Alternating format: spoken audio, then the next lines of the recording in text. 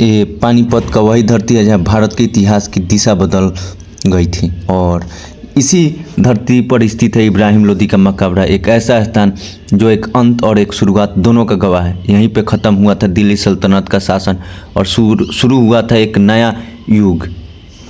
इब्राहिम लोदी दिल्ली सल्तनत के अंतिम शासक थे। 1526 में यहाँ लड़ा गया था फर्स्ट बैटल ऑफ पानीपत, जहाँ एक तरफ थे इब्राहिम लोदी और दूसरी तरफ बाबर। यह युद्ध सिर्फ एक लड़ाई नहीं बल्कि भारत के इतिहास का बहुत बड़ा टर्निंग पॉइंट था। इसी युद्ध में इब्राहिम लोदी का हार हुई और उनकी मृत्यु हो गई। आज भले ही यह स्थान बहुत मामूली दिखाई दे रहा होगा, यह मकबरा भले ही साधारण दिखाई देता हो, लेकिन इसके हर पत्थर में इतिहास की गूंज छिपी हुई है। यहाँ की संरचना बहुत ही भव्य नहीं है, लेकिन इसकी सादगी ही इसकी पहचान है। खुले मैदान के बीच स्थित मकबरा एक अलग ही शांति का अनुभव कराता है।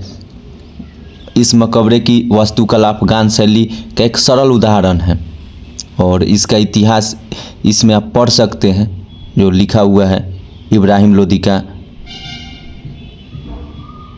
मकबरा पानीपत दो तरफ पहुँचे, आप पढ़ सकते हैं रोक के डीपली।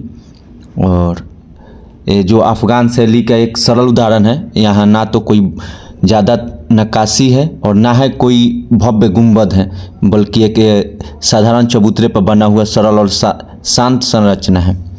यह हमें ये भी बताता है कि उस समय के शासकों के मकबरे हमेशा भव्य नहीं हुआ करते थे, बल्कि उनका महत्व उनके इतिहास और घटनाओं से जुड़ा होता था। और अब ज़रा ये आप कल्पना कीजिए कि आज जो यह जगह आपको शांत और खाली दिखाई दे रहा है, कभी यही स्थान एक विशाल युद्ध भूमि हुआ करती थी।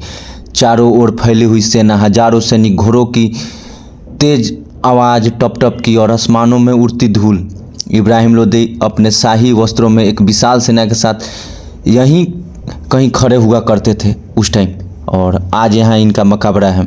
उनके चारों तरफ हाथी, घोड़े और सैनिक की कतारें लगी रहती थी जब ये जिंदा थे।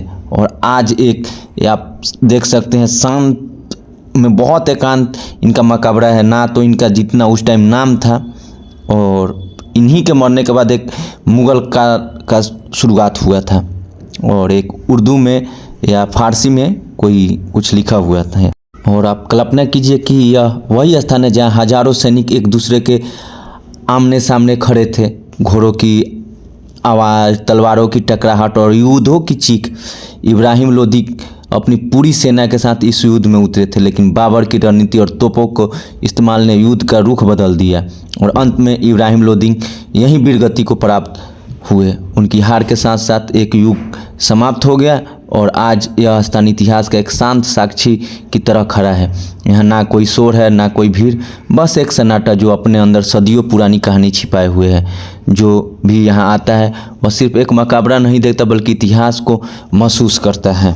इब्राहिम लोदी का यह मकबरा हमें याद दिलाता है कि सत्ता और शक्ति हमेशा के लिए नहीं होती, लेकिन इतिहास हमेशा जीवित रहता है।